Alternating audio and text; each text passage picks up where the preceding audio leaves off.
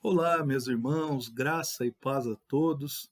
Estamos de volta com a nossa escola bíblica, hoje com a 18ª aula do nosso estudo a respeito dos sermões de Jesus no Evangelho segundo Mateus.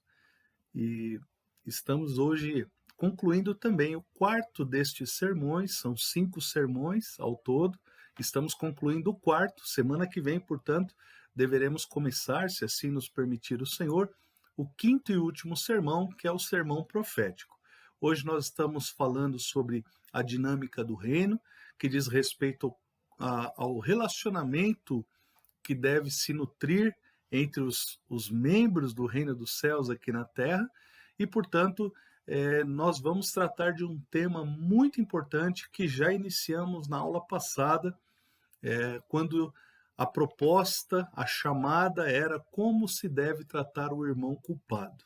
Hoje, com esse coração desejoso de aprender com o Senhor, de ampliar a nossa capacidade enquanto discípulos à luz da palavra de Deus, na iluminação do Espírito Santo, nós queremos assim absorver o máximo de conteúdo que o Senhor nos comunicará através dessa aula, para que possamos servi-lo apropriadamente e vivermos a experiência do Evangelho entre os nossos irmãos de uma forma que seja aprazível ao nosso Deus. Então, esse é o desejo que temos, não é, ao ministrarmos estas aulas.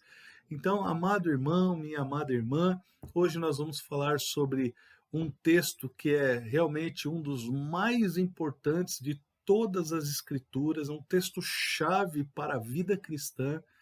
O discípulo de Jesus que não compreende as verdades inseridas, embutidas nesse texto, esse discípulo ele vive à margem de uma experiência legítima cristã, porque realmente é o cerne da vida cristã, ok?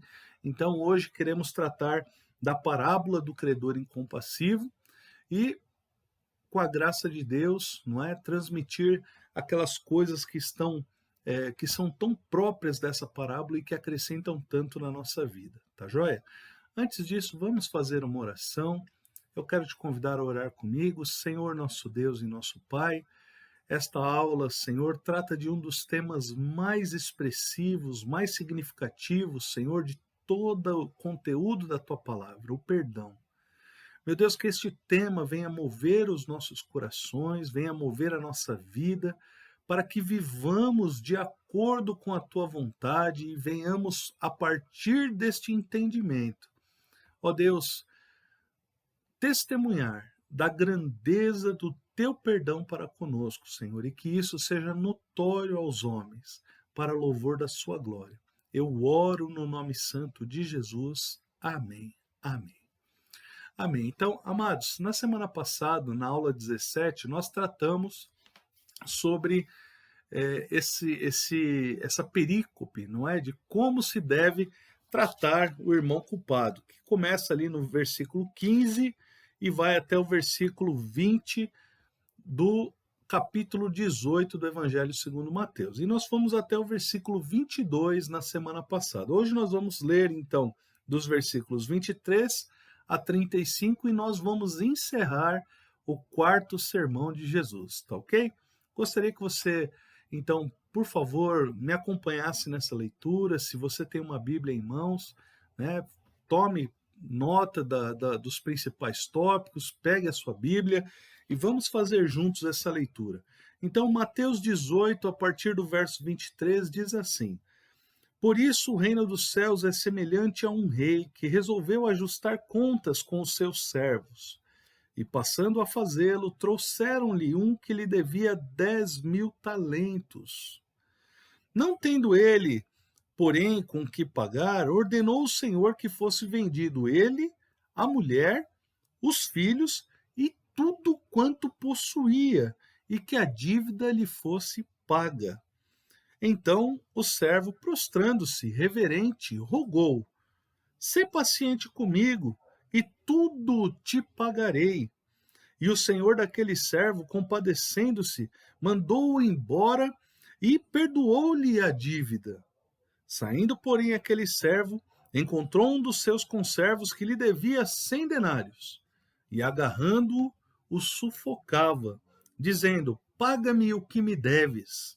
Então o seu conservo, caindo-lhe aos pés, lhe implorava: sê paciente comigo e te pagarei. Ele, entretanto, não quis. Antes, indo-se, o lançou na prisão até que saudasse a dívida. Vendo os seus companheiros o que se havia passado, entristeceram-se muito e foram relatar ao seu senhor tudo o que acontecera. Então o seu senhor, chamando-o, lhe disse: servo malvado, perdoei-te aquela dívida toda, por que me suplicaste? Não devias tu igualmente compadecer-te do teu conservo, como também eu me compadeci de ti? E, indignando-se, o seu senhor o entregou aos verdugos, até que lhe pagasse toda a dívida. Assim também meu Pai Celeste vos fará, se no íntimo não perdoardes cada um ao seu irmão. Amém. Que texto tremendo este do Evangelho de Mateus, o final do quarto sermão, onde Jesus trata então das relações entre os discípulos, entre aqueles que são parte do reino dos céus, não é? Amados, prestem muita atenção. Esse texto talvez seja uma das maiores e mais poderosas chaves para a nossa compreensão e experiência de vida segundo a vontade de Deus, dentro dos parâmetros do Evangelho. Então, é um texto importantíssimo e que nos deve fazer refletir. Então, vamos lá. O que Jesus, então, está falando? Perceba que Jesus está tratando da questão do perdão dentro de um contexto escatológico, ou seja, de um contexto que aponta para o fim dos dias, para os últimos tempos. O primeiro versículo e o último versículo da parábola, eles nos fazem perceber exatamente isso, ou seja, ele diz assim, por isso o reino dos céus é semelhante a um rei que resolveu ajustar contas com os seus servos. Ora, nós sabemos que Deus, ele há de ajustar contas com todos os seres humanos no grande dia, não é? Então, a partir desse ponto, nós entendemos que esse texto, por si, já tem uma conotação escatológica, ou seja, que aponta para esse momento, o momento em que todas as pessoas comparecerão diante do tribunal de Deus. E aí o texto começa a dizer o seguinte: passando a fazê-lo, ou seja, na medida em que o rei começou a chamar as pessoas, apresentou-se diante dele um homem que lhe devia 10.000 talentos. Amados, esse homem que devia 10.000 talentos, ele é a representação da humanidade. Ele é a representação de todo ser humano, não é? Todo ser humano pode ser enxergado, pode ser...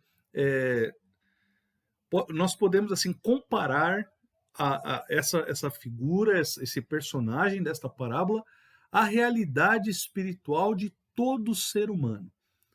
De tal forma que, ao observarmos com o devido cuidado, nós vamos, assim, compreender o estado que se encontra toda a alma humana. Olha só, ele então começa a dizer o seguinte: e passando a fazê-lo, ou seja, na medida em que o rei começa a chamar os seus devedores para lhe prestar contas, então ele traz um que devia 10.000 talentos. Queridos, talvez vocês estejam falando assim, pastor, mas esse talento é um valor monetário que a gente não consegue compreender. É difícil fazer um câmbio, não é, com este valor e ter uma noção em valores atuais. Mas eu quero, assim, te fazer compreender, à luz da Escritura, o que representava um talento. Então, um talento, amados, era o equivalente a 6.000 dracmas, ou 6.000 denários. Então, o que era um denário, uma dracma? Era uma moedinha de prata, era uma moeda grega de prata. E essa moeda grega dos dias de Jesus era uma moeda com que se pagava, não é, o salário de um dia de um trabalhador. Então, um talento equivale ao trabalho de 6.000 dias, ou melhor, isso, um talento, ele equivale a 6.000 denários, ou seja, um talento equivale ao trabalho de 6.000 dias, o pagamento de 6.000 dias. 6.000 dias, se nós considerarmos, não é, os dias de descanso de um ano, 6.000 dias dá aproximadamente 20 anos de trabalho. Então, um talento equivale a 20 anos de trabalho, aproximadamente. Não é? Então, aquele homem devia 10.000 talentos ao rei. Ele devia uma quantia equivalente ao trabalho de 200.000 anos. Era uma quantia incalculável. Era uma quantia que excedia, que extrapolava todas as possibilidades de pagamento. Uma dívida que não se paga. Há quem arrisque fazer assim alguma conversão, né, dessa tabela monetária aí, e acredita-se que isso equivaleria a aproximadamente 6 bilhões de dólares a dívida, não é? Então, 6 bilhões de dólares era a dívida que aquele homem devia. Eu não gosto de pensar nisso porque existem pessoas no mundo hoje que têm, né? São pouquíssimos, mas há pessoas que possuem essa riqueza, não é? Poucos que possuem essa riqueza de 6 bilhões de dólares. E acontece que o texto está mostrando uma condição que é impagável. Portanto, até acredito que essa conversão não seja adequada, não seja apropriada, não é? Mas então, esse homem devia essa fortuna de 200.000 anos de trabalho ao rei. E aí o texto nos fala o seguinte, que não tendo ele, porém, com que pagar, ordenou o Senhor que fosse vendido, ele, a mulher, os filhos e tudo quanto possuía, e que a dívida fosse paga. Ou seja, você não tem com que pagar, você vai ser escravo. A sua esposa será escrava, os seus filhos serão escravos, e tudo que é teu, eu quero para mim. Essa foi a sentença determinada pelo rei àquele homem. Então, perceba uma coisa, amados, nós precisamos então começar a nossa reflexão a partir daqui. Veja, aquele homem, ele tinha uma condição de dívida que ele não teria condições de pagar jamais, nem com todo o empenho, nem com todo o esforço, nem com todos os seus recursos pessoais, nem com os recursos da sua família. Era uma dívida impagável. Era isso que ele devia àquele rei. Não é? A parábola está mostrando que todo ser humano tem uma dívida que se torna impagável diante de Deus. O ser humano não é capaz de pagar essa dívida. Nós vamos aprofundar isso um pouquinho, mas vamos ver o que mais diz o texto. Então, versículo 25 diz assim, não tendo ele com que pagar, ordenou o Senhor que fosse vendido ele, a mulher, os filhos e tudo quanto possuía, e que a dívida fosse paga. Então, o servo, prostrando-se, reverente, rogou, sê paciente comigo e tudo te pagarei. Amados, diante de uma dívida impagável, a posição, a postura daquele que devia ao rei, desse servo que devia ao rei, ela foi uma postura que nós podemos entender de certa humildade. Olha, eu vou pagar, mas também revela uma enorme ignorância a respeito do tamanho da dívida que possuía. Não é? Veja, aquele homem, ele desejava pagar, mas ele não imaginava o quanto tempo ele deveria trabalhar para o rei para poder saldar toda a dívida. Eu vejo que isso tem muito a ver com a realidade do ser humano hoje. As pessoas devem muito a Deus e não fazem ideia do quanto devem. As pessoas são devedoras a Deus por causa do pecado e não imaginam que essa dívida é altíssima e impagável. Aquele homem, no entanto, teve a oportunidade de se colocar diante do rei em estado de arrependimento. O rei, por sua vez, tem uma postura diante daquele homem. Veja o versículo 27. E o senhor daquele servo, compadecendo-se, mandou-o embora e perdoou-lhe a dívida. Ora, essa mensagem, meus irmãos, nada mais é do que a mensagem do Evangelho. A mensagem do Evangelho é uma mensagem de perdão. A mensagem do Evangelho convoca pecadores cujas dívidas são impagáveis ao arrependimento, para que, uma vez prostrados diante do Senhor de toda a glória, possam dele receber o perdão. É disso que se trata.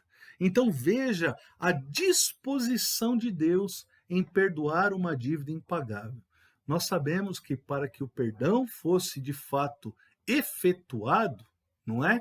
A dívida, o Evangelho vai nos mostrar isso com clareza, ela não foi simplesmente cancelada, a dívida foi transferida, de forma que aquilo que nós devíamos, houve quem pagasse.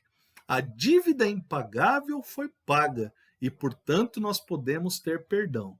A justiça de Deus, ela é tão maravilhosa que ela pode transferir a dívida de alguém para que, ou seja, o pagamento da dívida por alguém àquele que devia. E Jesus foi quem pagou essa dívida por nós, não é? Só que nós precisamos entender que na situação ele é o próprio rei. Então o próprio rei ofereceu-se a si mesmo para que a dívida fosse paga. Então ele pagou a própria dívida, ele pagou a nossa dívida para ele mesmo. Entende? Isso é um amor, queridos, que nós não compreendemos na sua totalidade. É maravilhoso demais.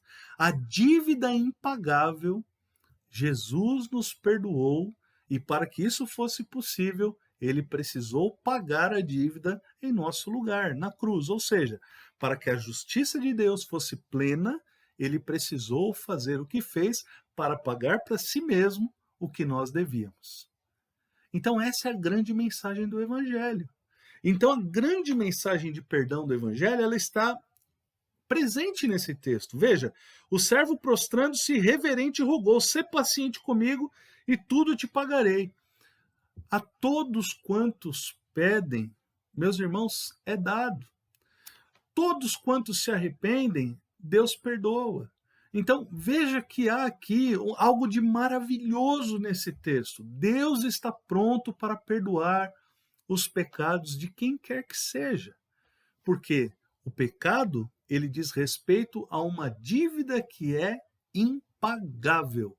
E o preço dessa dívida impagável já foi paga por um preço que vale mais do que tudo, que é o precioso sangue de Jesus. Então, somente este preço cobre essa dívida.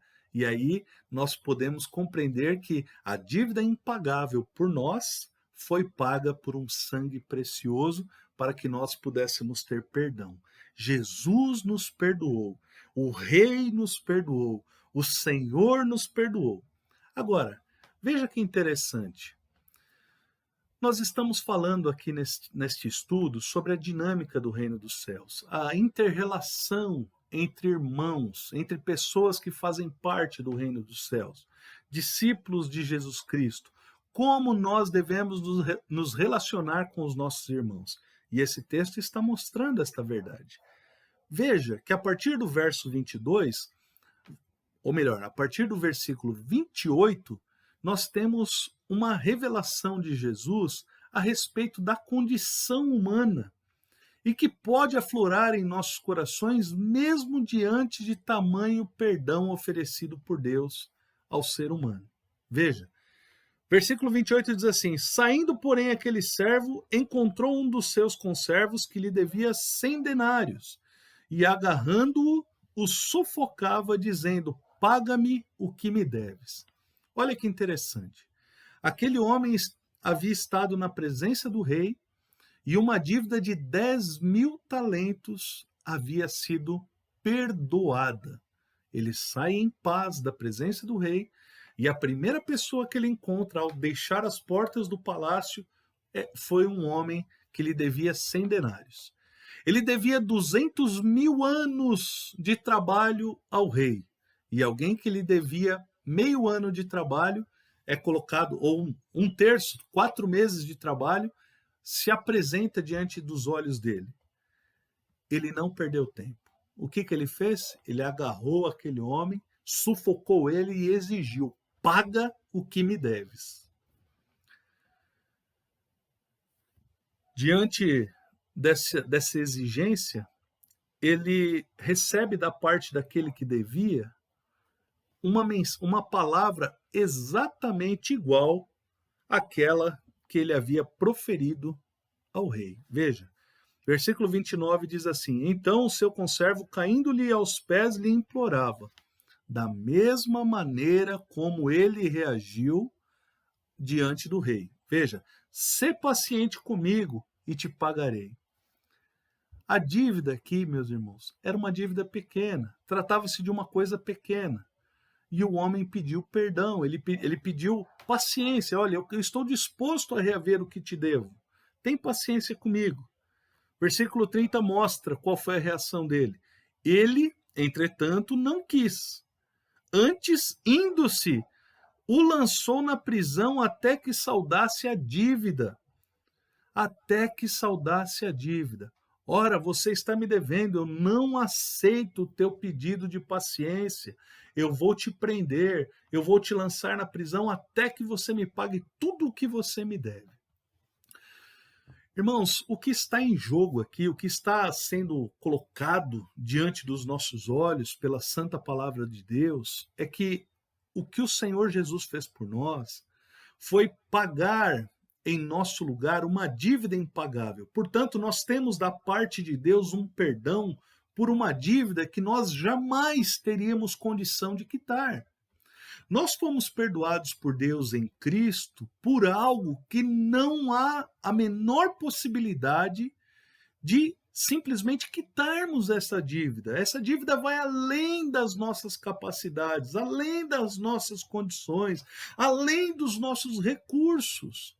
Portanto, uma dívida completamente impagável. E, de repente, alguém é colocado diante de nós e a Bíblia faz questão de mostrar que a dívida não era assim tão pequena. Era uma dívida relativamente alta, porém pagável. Uma dívida que, quando comparada à dívida que nós fomos perdoados, extremamente insignificante, irrelevante. E esse homem que devia ao outro que foi perdoado, não teve pelo que foi perdoado o perdão. Portanto, a Bíblia mostra essa dinâmica para revelar o seguinte, meus irmãos: como pode alguém receber o perdão de 200 mil anos de trabalho, negar o perdão a quem lhe devia meio ano de trabalho? Percebe a incoerência, a atitude incoerente desse homem? Eu acabei de ser perdoado de uma dívida de 200 mil anos de trabalho forçado. E agora eu exijo que alguém me pague uma dívida de 4 meses, de 100 dias de trabalho. Não é? Então, essa é a dinâmica, queridos. Nós devemos nos deter nesse contexto para perceber o seguinte: trocando isso em miúdos, trazendo isso para uma aplicação prática, trazendo isso para a nossa realidade, do que se trata o texto?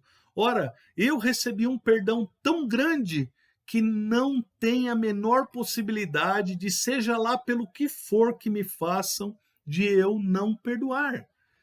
De forma que, diante da grandeza daquilo que Jesus fez por mim, não me cabe outra coisa a não ser olhar para o outro e perdoar pela ofensa que for aquilo que tem me ofendido.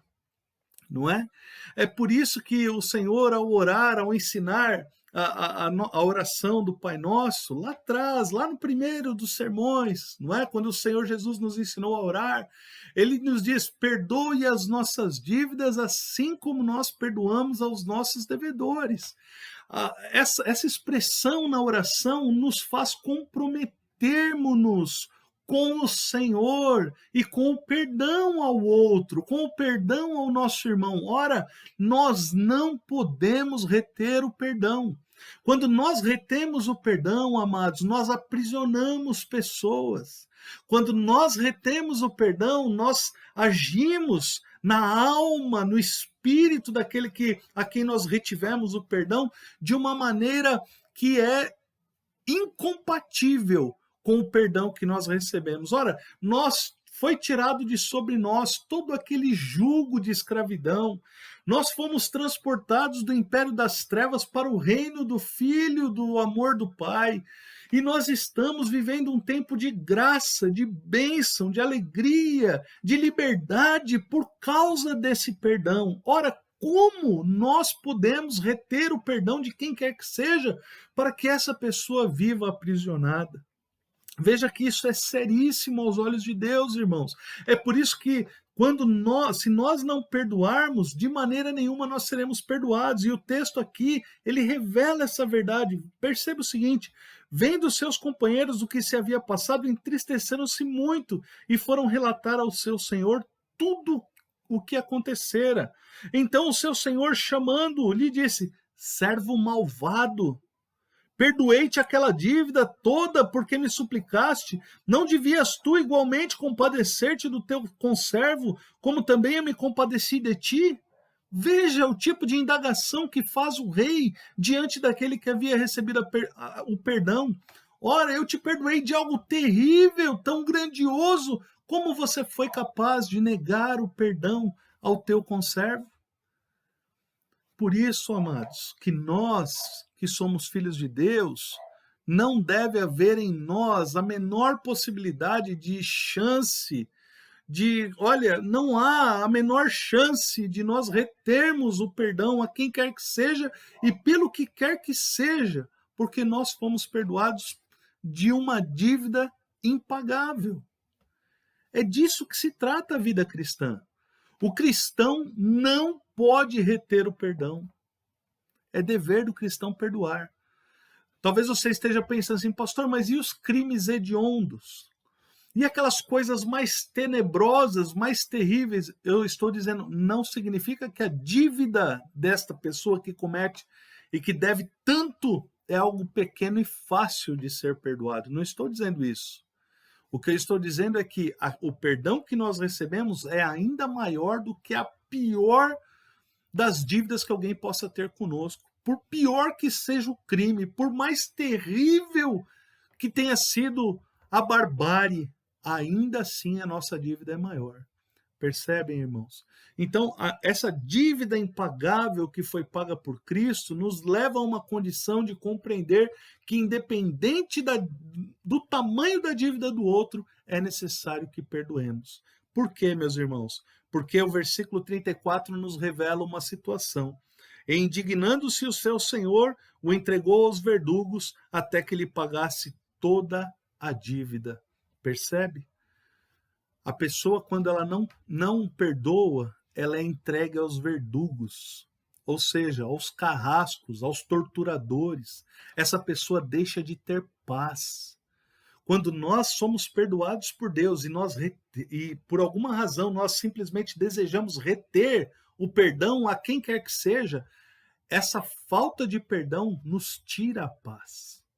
Essa falta de perdão libera realmente os verdugos para nos maltratarem. Quem são os verdugos? Amados, são pensamentos, são ocasiões na sua alma, são situações que vão estar presentes na sua vida, não é? A pessoa te fez um mal, ela vai te acompanhar. Ao invés de você liberá-la para seguir a vida, liberá-la para continuar adiante, ela vai estar presente com você todo dia. Ela vai caminhar com você. A pessoa que você vai detestar, ela vai estar com você. Não é? E isso tudo, não tenho a menor dúvida de que os verdugos é uma representação também para uma apropriação demoníaca. Pessoas que têm dificuldade de perdoar estão dando lugar para que demônios venham agir na sua vida, venham agir na sua alma, de forma que essas pessoas se tornam perturbadas, não conseguem mais dormir tranquilas, não conseguem mais fazer nada, tudo remete à ocasião, ao evento, à pessoa a quem ela precisa perdoar. Uma cor, um cheiro, uma comida, né? Situações do dia a dia, todas as coisas vão convergir nessa situação, trazendo tormento. Você já se viu atormentado em algum momento da vida? Parece que tudo que você fazia remetia àquela pessoa, remetia àquela situação. Você ficou preso a alguma situação alguma vez na vida? Perceba, enquanto não houver perdão, enquanto você não tirar aquela pessoa do cárcere, os verdugos estarão te prendendo, não é? Então, amados, o texto evidentemente nos deixa claro, né? O texto aponta para a eternidade. Ele diz assim: assim também meu Pai Celeste vos fará, se do íntimo não perdoardes cada um a seu irmão. Então é necessário que nós perdoemos os nossos irmãos. O perdão que nós recebemos é o maior de todos. Não podemos reter o perdão. Não podemos, não devemos. Não é próprio do cristão, não é próprio do discípulo de Jesus, não é próprio de alguém que ama a Deus reter o perdão. Eu amo o rei que me perdoou, eu sei da grandeza do amor dele para comigo, porque a minha dívida impagável foi paga por ele mesmo no meu lugar. Logo, eu não tenho como negar o perdão a quem quer que seja, ainda que isso tenha sido assim um prejuízo na minha vida, mas eu preciso perdoar. Eu preciso perdoar. E quando eu perdoo, eu estou agindo com a grandeza, com a bondade, com a compaixão do meu Senhor. Não é? Então o Senhor espera que eu e você tenhamos atitudes semelhantes a dele. Na condição de discípulos, nós temos que imitá-lo. Na condição de filhos de Deus, nós devemos viver como filhos amados, como filhos que imitam ao seu Pai. E nós precisamos aprender a imitar a Deus no perdão, porque o perdão é talvez a grande marca, o cerne de todo o Evangelho. Um Deus que encarnou, que se revelou à humanidade, que revelou a sua glória para perdoar a humanidade e reconciliar consigo o mundo. Jesus, o nosso Senhor.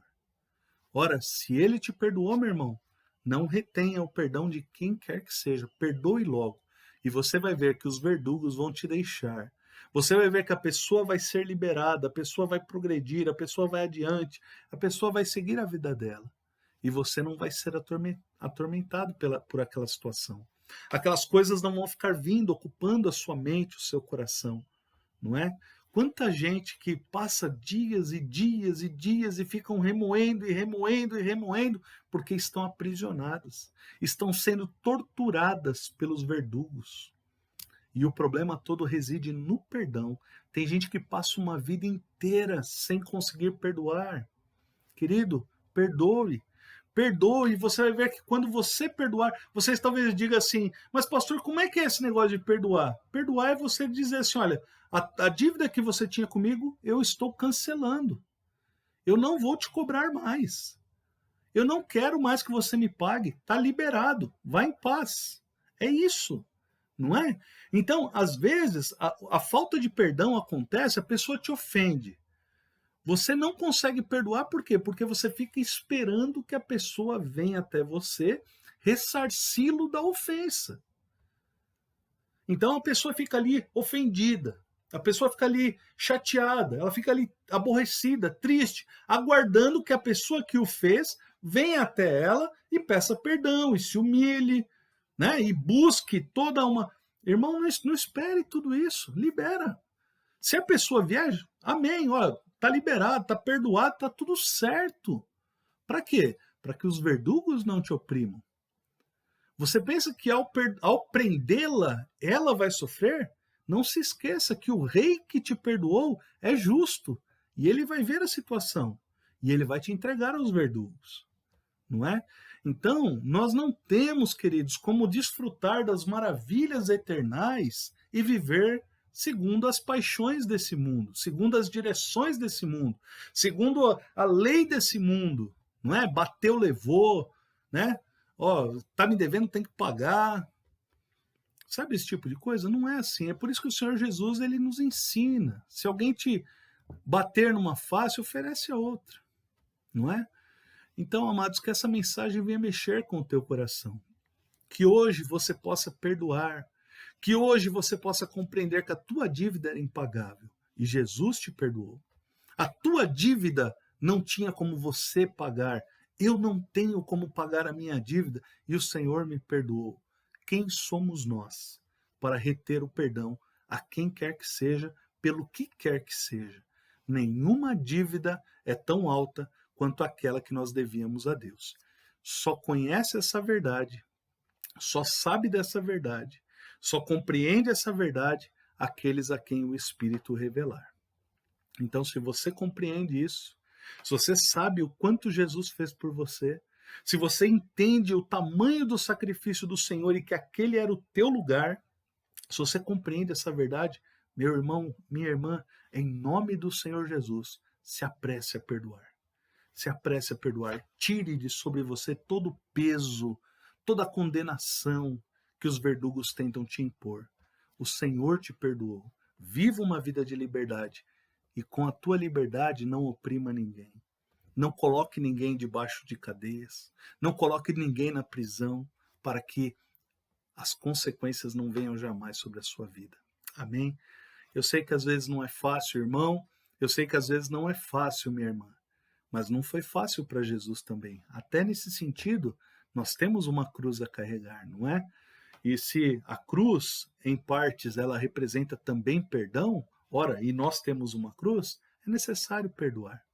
Por difícil que seja, pelos esbofeteamentos que levamos ao longo da vida, pelos chicotadas que levamos da vida, é necessário perdoar, não é? Fala assim, mas é muito difícil, pastor. É mesmo, não é? A vida cristã ela não é simples. A vida cristã ela não é simples nesse sentido, não é? De que é fácil. Ah, como é fácil perdoar. Isso é realmente algo que exige de nós uma disposição no coração, um entendimento para que possamos fazer e nos tornarmos livres de todas as coisas. Então, que Deus te abençoe, que você possa perdoar a quem tem te ofendido e que o Senhor, com seu infinito perdão, acrescente bênçãos e mais bênçãos sobre a sua vida. Amém? Deus te abençoe. Semana que vem nós continuamos com o nosso estudo e, se assim o Senhor nos permitir, estaremos no último sermão, o sermão profético, e aí o tema vai ficar bem gostoso, um tema desafiador para o nosso conhecimento, tá bom? Um grande abraço a todos, Deus abençoe e até a próxima. Amém.